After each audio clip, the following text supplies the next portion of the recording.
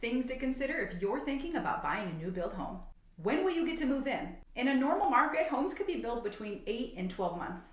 But in the last few years, with lumber and supply shortages, many homes in Arizona were quoted 12 to 18 months. And there were a few horror stories of homes in Arizona taking up to 22 months to finish. How much is the deposit and what does that include? With some builders, you can secure a property with as little as $500 to $1,000. But with others, it is much, much more.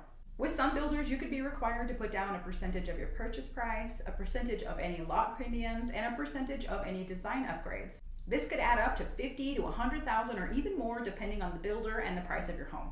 The next thing to consider is your deposit refundable? If you're putting $50,000 to $100,000 down on a home, I'd like to know if that money is refundable.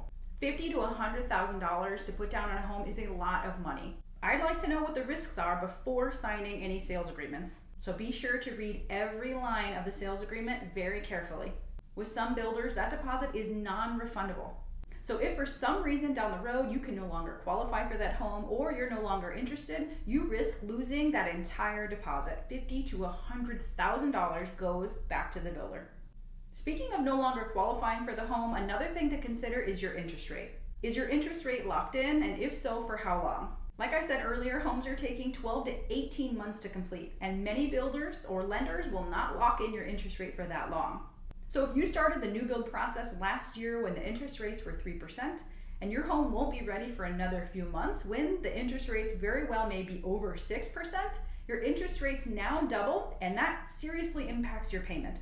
If you can no longer qualify for the loan or afford that mortgage payment, you very well may lose your earnest money. So make sure to read the sales agreement line by line so you are fully aware of all the risks involved with buying a new build home in a volatile market like this.